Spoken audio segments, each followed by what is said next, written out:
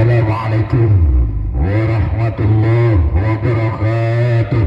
Waalaikumsalam warahmatullahi wabarakatuh. Alhamdulillah.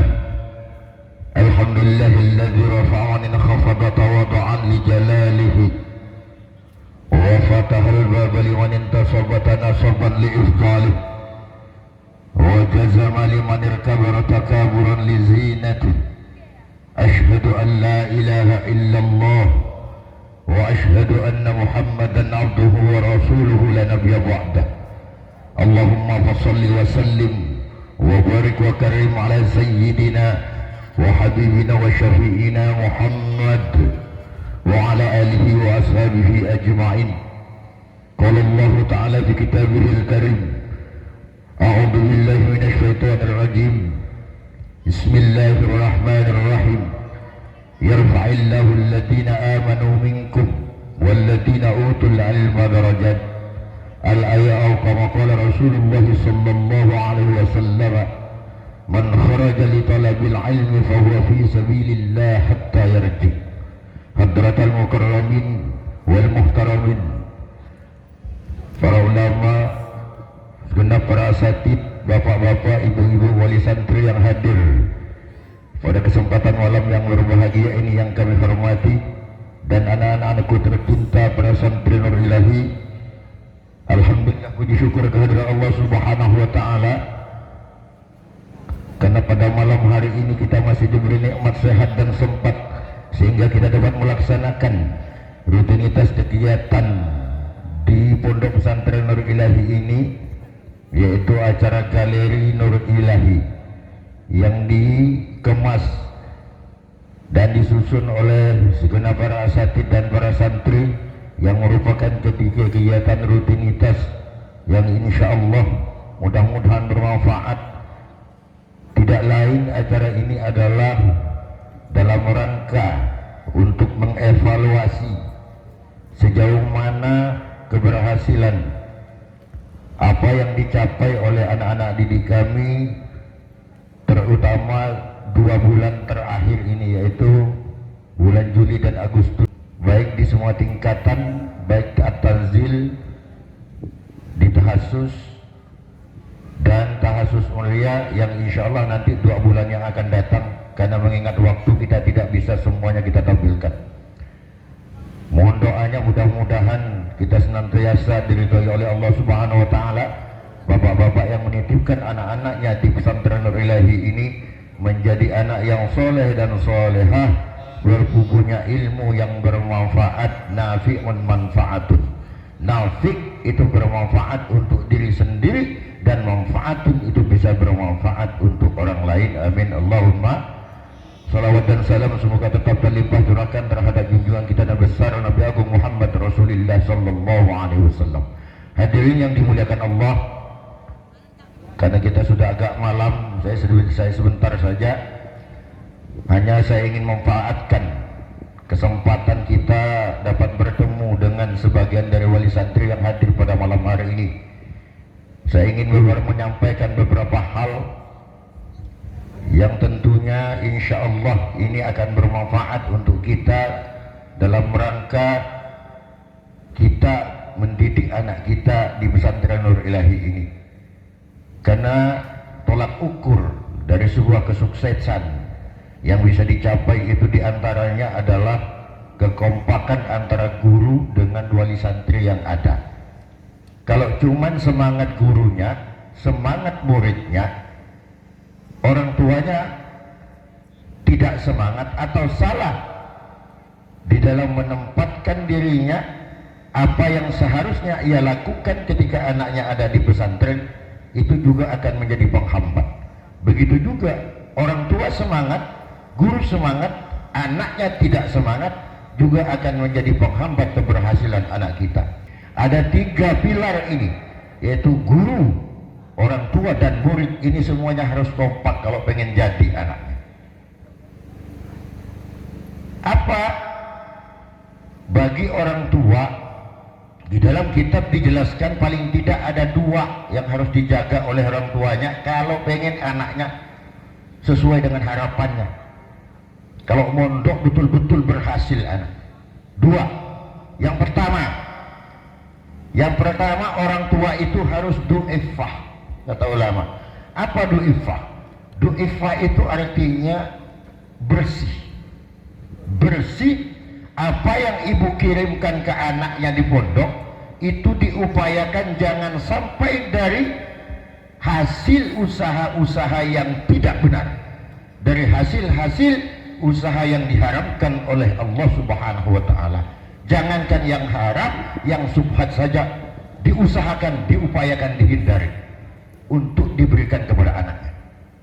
Ketika itu bisa dilakukan, insya Allah anak ibu di pondok belajar, insya Allah akan lebih cepat prosesnya untuk dapat berhasil. Itu yang pertama. Yang kedua itu kata ulama duhimbah, harus punya semangat juga orang tuanya. Jangan anaknya ditaruh di pondok, dititipkan ke kiai, dititipkan ke ustadz, minta didikan, minta agar anaknya menjadi anak yang soleh solehah, tetapi orang tuanya di rumah tidak mau mendoakan. Orang tua itu adalah keramat hidupnya anak. Guru itu adalah keramatnya murid itu secara rohaninya, tetapi jasadnya itu milik orang tua. Maka orang tua harus berperan di dalam menciptakan, memproses anak kita itu menjadi anak yang bermanfaat dunia akhirat. Harus punya semangat. Setiap sholat 5 waktu didoakan. Tengah malam bangun sepertiga malam nangis kepada Allah, munajatkan anaknya agar anaknya yang di pondok bisa betah, bisa tenang, belajarnya baik, tepat menerima dan menangkap pelajaran yang diberikan oleh gurunya. Itu penting Bapak Ibu sekalian, itu sangat penting. Akan menghambat perjalanan anaknya di pondok ketika anaknya di pondok diajar oleh ustadz, oleh kiainya, tapi di rumahnya orang tuanya santai-santai saja. Maka du'ifah dan duhimah ini penting. Ini perlu saya sampaikan pada kesempatan yang sangat berbahagia ini. Apalagi mohon maaf kalau ada orang tua anaknya di pondok, orang tuanya di rumah, kadang-kadang sholat 5 waktu saja tidak. Ini sangat menghambat anaknya nanti yang ada di pondok itu. Kenapa? Karena apa? Karena ada ikatan emosional, ada ikatan batin yang tidak bisa dipisahkan antara anak dengan orang tua. Ini pesan saya kepada Bapak Ibu sekalian. Kalau ingin anaknya cepat sukses, banyak orang tua yang anak-anaknya itu dididik di pesantren itu bisa sukses, bisa jadi orang besar, betul-betul punya ilmu, itu ditirakahi oleh orang tuanya di rumah, utamanya ibu, terutama itu ibu. Dipuasakan Senin Kemis, niatkan untuk anaknya, insya Allah. Jadi harus didukung. Kami di sini bersungguh-sungguh mengajar anak bapak, tapi juga bapak dan ibu juga harus mendukung dari rumah. Di luar itu juga, karena memang anak kita ini masih tak dalam tahap dia proses sesuai tingkatannya yang ada dan usia yang ada di pesantren itu tidak sama. Jadi proses anak itu juga berbeda. Antara orang tua dengan guru itu juga harus kompak. Kalau ada sesuatu hal, itu orang tua jangan segan-segan langsung kepada kiainya atau ustadznya. Begitu juga ketika ustadz dan kiainya ada anaknya yang salah satu anak wali santrinya itu yang bermasalah, kita cepat nanti komunikasinya itu, cari jalan keluarnya gimana. Harus kompak, insya Allah anak kita akan berhasil kalau seperti itu. Ini yang bekal untuk orang tua. Untuk anak itu ada 6 syarat. Jadi santri dengarkan semua. Kalau kalian ingin punya ilmu yang bermanfaat, ingin menjadi orang alim, itu syarat kalian 6 yang harus dipenuhi. Tanpa 6 syarat ini tidak akan. Di dalam kitab Ta'lim wa Ta'lim itu dijelaskan. Ala la tanalul ilma illa bisittah, sa'umbika an majmu'aha bibayan, dakain wa hirsin wa istibarin wa bulghatin wa irsyad ustadi wa tuli zaman. Itu 6. Apa yang pertama? Anak yang ada di pesantren itu pertama syaratnya harus zaka. Zaka itu artinya otak akalnya sehat. Kalau orang gila jangan datang ke sini, saya tak mau. Harus yang waras. Kenapa? Kalau tidak waras kurang seon, tempatnya bukan di sini, di mana? Di Sungai Bangkong Pontianak. Itu syarat yang pertama. Yang kedua, wahirsin, harus punya semangat. Seorang santri itu harus punya semangat. Santri itu tidak ada anak bangsa ini yang lebih lengkap daripada santri. Tidak ada pendidikan apapun yang bisa mengalahkan santri. Tidak ada. Sekolah formal kalah semuanya. Kalau santri itu ada di manapun dia akan bisa. Lirafi wan nasbi wa jar'i nasolah ka'ribina fa innana dinnal bidah. Di dalam Alfiyah itu jelaskan begitu. Santri itu lirafi, dengan orang yang di atas dia tidak akan keder dia.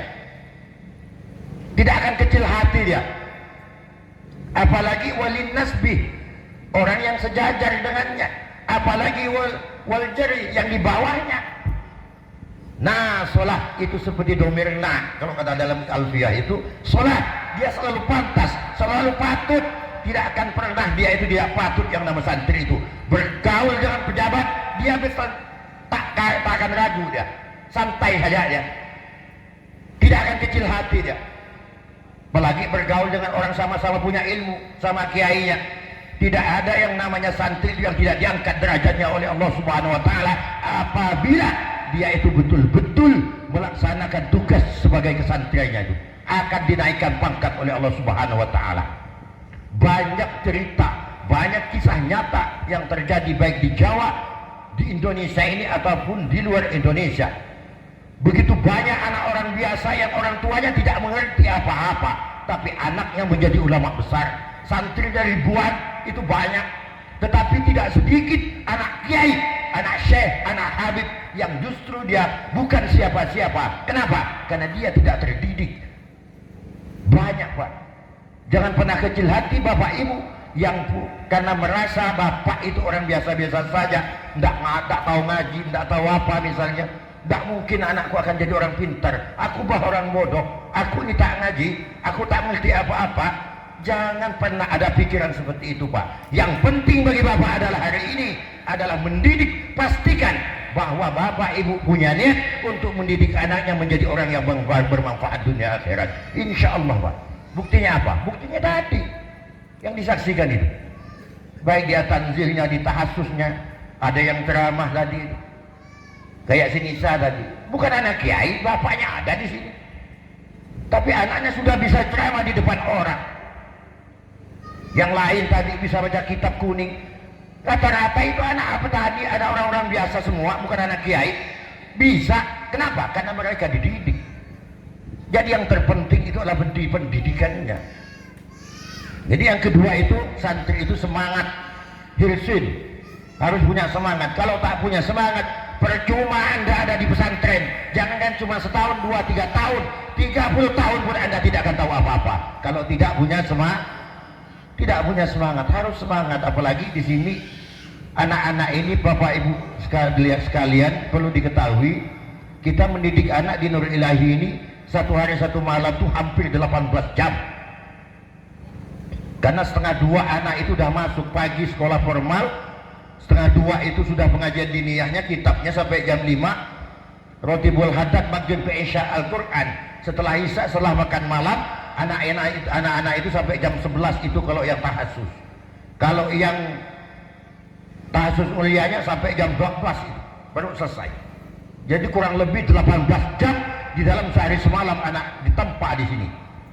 Jadi jangan heran kalau anak hanya evaluasi belajarnya tadi itu hanya 2 bulan. Anak-anak bapak ibu itu udah bisa seperti itu karena memang dikarbet, Pak. Dikarbet itu hitungan bulan saja. Jadi punya semangat. Wastibarin. Yang ketiga apa? Harus sabar.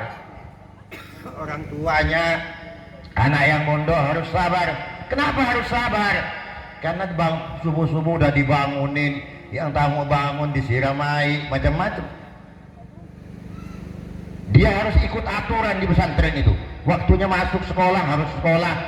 waktunya ada hafalan harus dihafalkan, terikat oleh aturan dan harus sabar. Seperti itulah untuk mencetak anak bapak agar anak bapak betul-betul jadi. Kalau diperumpamakan semacam ibu-ibu ini kalau jahit pakaian ke tukang jahit, coba nih ibu nih misalnya beli kain mau dibawa ke tukang jahit, bu saya mau jahit baju nih tolong ukur, tapi awas ya jangan digunting ya kayaknya saya bawa nih jadi baju dah, tak jadi pak. Jadi harus digunting. Sama anak bapak itu harus digunting, harus dijahit, harus ditutup jalan jarum biar mereka jadi. Ikuti aturan seperti itu dan harus sabar. Orang tua juga harus penuh kepercayaan kepada gurunya. Jangan nanti anak dicubit, Ustaz apu, anakku dicubit. Itu dalam rangka mencetak pak. Dalil tu taliban Fa'azaz tu matluba, kata-kata dalam Ihya Ulumuddin. Apa? Ketika menuntut ilmu seorang santri itu memang terhina pak. Betul terhina. Kenapa? Subuh-subuh dibangunkan ikut aturan terus. Tetapi ingat suatu saat Fa'azaz tu matluba, ketika dia telah dibutuhkan masyarakat, maka dia akan menjadi orang yang mulia, terangkat derajatnya. Tidak hanya dia, tetapi juga orang tuanya juga ikut akan terangkat derajatnya. Akan terangkat derajat meskipun orang tuanya tidak mengerti apa-apa. Kalau dipanggil Ustadz, misalnya Ustadz Muhammad bin siapa, disebut orang tuanya itu, bukan gurunya pak, orang tuanya yang disebut dulu. Ikut terangkat derajat orang tuanya oleh anak. Dan yakin pak, dijelaskan di dalam sebuah hadis, kalau bapak punya anak yang alim baca kitab, alim di dalam ilmu agama, itu diceritakan, diriwayatkan di dalam sebuah kitab yang nyata-nyata orang tuanya sudah dimasukkan ke dalam neraka oleh Allah Subhanahu wa taala, itu ditarik oleh anaknya, dipindahkan ke surga. Anak bisa memberi syafaat kepada orang tua nanti di akhirat kalau anaknya tahu tentang ilmu agama. Sebaliknya kalau tak ngerti apa-apa, kerjanya cuma mursal. Jangan sampai ketika bapak ibu mati, ketika bapak ibu meninggalkan dunia, anak bapak ibu itu mengirim yasin, dinyetelkan HP. Jangan sampai. Kenapa disetelkan HP? Anaknya tak bisa baca yasin, akhirnya HP disetel. Jangan sampai itu terjadi pak. Karena kalau bapak mendidik anak-anak tetapi anaknya kemudian menjadi orang yang pintar, dikhususkan atau tidak, setiap apa yang dilakukan kebaikan oleh anaknya, maka semua akan mengalir ke orang tuanya nanti di dalam kubur itu. Akan membawa syafaat anak bapak ibu ketika anak bapak itu membawa ilmu. Tidak ada serupiah yang bapak ongkoskan untuk anaknya, kecuali nanti itu akan dibalas oleh Allah dengan kenikmatan di surga. Amin Allahumma amin. Tidak apa-apa bapak tidak tidur dari anaknya hari ini. Bapak berkepikiran di rumah, tenang bapak kalau anak bapak ada di pesantren. Jangan khawatir pak, kami jaga 24 jam anak bapak di sini. Memang ketika berangkat bapak menangis karena akan berpisah dengan anaknya, tapi itu lebih baik bapak anaknya menangis, ibunya menangis, bapaknya menangis ketika memberangkatkan anaknya ke pesantren, daripada bapak nanti ketika anaknya tidak dimondokkan, bapak nangis karena anaknya bermasalah. Betul apa tidak? Apalagi sekarang pergaulan begitu luar biasa hari ini di luar. Yang ketiga itu bulghatin. Apa syarat orang cari ilmu itu? Harus bulghah. Bulghah itu punya ongkos, biaya. Makanya anak-anak dikirim oleh orang tuanya untuk bekalnya macam-macam. Cuman anak-anak juga mikir-mikir juga dong. Jangan dikasih sekian habis. Jadi harus disesuaikan. Berjajan, ya sedang-sedang. Saya dulu di pondok juga biasa makan belalang teh. Kalau udah ada lauk, nangka belalang ditusuk macam sate, dibakar, dah makan kenyang, udah. Syaratnya kenyang saja, udah. Ya, biarpun sekarang makannya nyaman-nyaman, ya wajar pak. Berapa tahun saya tersiksa di pondok. Itu wabulghah. Terus wa irsyadu ustadi. Yang selanjutnya yang nomor 5 itu meminta petunjuk guru, memilih guru. Pesantren juga tidak sama, Pak. Ada pesantren yang khusus tahfidz, ada pendalaman kitab, ada metode-metode yang memang metodenya baik di pesantren itu. Bahkan ada pesantren itu yang mengajarkan kesesatan. Banyak hari ini. Hati-hati, Pak. Kalau mondokkan anak itu hati-hati. Cari tahu dulu pesantren yang akan dituju itu. Jangan sembarang, Mak. Apalagi di Jawa sekarang banyak pesantren-pesantren yang mazhabnya Wahabi itu banyak. Hati-hati. Bisa-bisa nanti balik anaknya di mondok, tujuan orang tuanya agar anaknya punya ilmu, tapi sampai ke rumah nanti kuburan pun digali lagi, dibongkar. Kalau Wahabi seperti itu. Hati-hati. Anak harus comel kalau jadi santri itu. Kalau tak ngerti harus tanya ke ustadznya. Jangan biarkan Anda tidak tahu. Ketika ada pelajaran hari ini yang tak paham, tanya ke ustadznya, kejar ke ustadznya sampai betul-betul paham. Kenapa? Ketika yang hari ini Anda tidak paham, Anda biarkan. Yang besok tidak paham, dibiarkan. Yang lusa tidak paham, dibiarkan. Terus tidak paham, dibiarkan dan dibiarkan. Semakin banyak ketidakpahaman, semakin banyak ketinggalan. Makin banyak ketinggalan, makin malas. Kenapa? Karena beban sudah banyak. Disitulah yang membuat banyak santri itu gagal di tengah perjalanan. Akhirnya karena sudah merasa dia itu ketinggalannya jauh, jadi malas mau belajar, buatlah alasan. Nah, alasan ini kadang-kadang yang nggak masuk akal lagi. Kadang-kadang buat alasan pembenaran ke orang tuanya. Buatlah alasan seolah-olah ustadznya yang salah di sini. Ke orang tuanya. Iya, kalau orang tuanya bijak. Kalau orang tua yang tidak bijak, kemudian apa yang dikatakan anaknya betul dianggap benar. Akhirnya membuat anaknya menjadi gagal. Udah, kalau gitu kau berhenti jajak. Apa guru macamnya? Akhirnya berhenti, anaknya gagal. Yang rugi siapa? Yang rugi anak bapak dan bapak sendiri, bukan ustadznya. Bapak menarik anaknya berhenti di tengah perjalanan. Yang rugi bukan saya, Pak. Ilmu saya tak akan berkurang.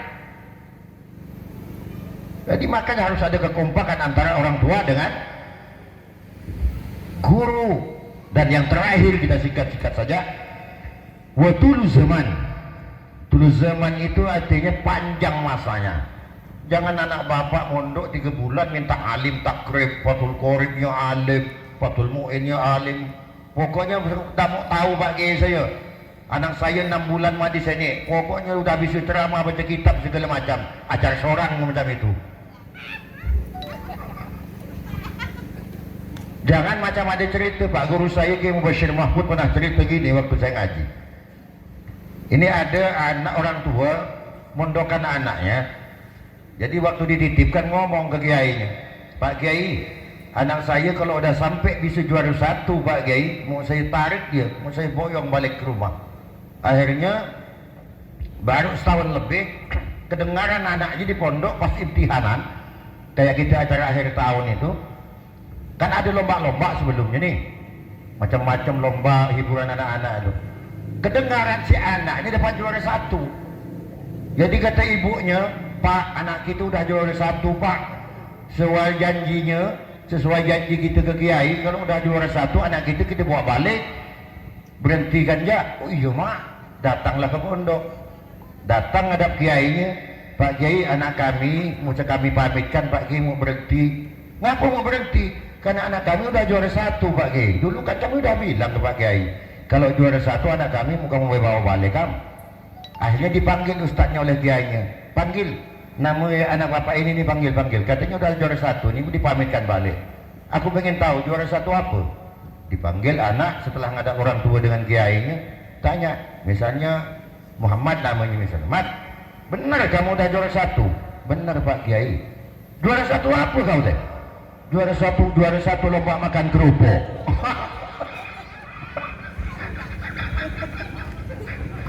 Iya begitu kan. Juara 1 apa? Bukan itu maksudnya, Bu. Jadi ilmu ini tidak terbatas sampai kapanpun. Cuman paling tidak, cuman saya berharap memang anak didik saya di sini ini paling tidak itu 6 tahun. Saya 12 tahun di Jawa. Paling tidak anak didik saya itu separuh dari saya lah belajarnya. Kalau udah tamat SMA saya ikhlas melepaskannya. Tapi kalau belum tamat SMA saya sebenarnya biarpun ada yang boyong pulang, saya belum begitu ikhlas saya. Kenapa? Karena saya itu belum yakin untuk melepas anak didik saya. Belum yakin saya. Tapi kalau 6 tahun insya Allah anak kita itu meskipun tidak, ya syukur-syukur bisa ngalahkan saya. Alhamdulillah. Amin bu. Amin gitu. Siapa tahu ngalahkan bujur, ngalahkan gurunya. Ya insya Allah. Tapi kenapa? Karena guru ini susah dikalahkan. Murid tambah 1 ilmunya, gurunya udah 10. Mau dikalahkan gimana? Nah jadi itu bu ya. Jadi kalau orang tua itu syaratnya ada 2. Kalau murid santri itu kalau ingin berhasil 6 itu syarat itu harus dipenuhi. Kalau itu bisa dilaksanakan, yakin, saya pastikan anak ibu akan alim. Saya pastikan akan alim.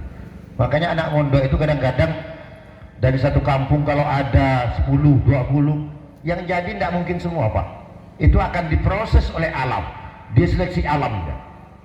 Karena proses seleksi alam, masing-masing anak, masing-masing orang tua, mana yang kuat, mana yang sabar di dalam mendidik anaknya ini, itu nanti akan berhasil. Itu tergantung kepada kita semua.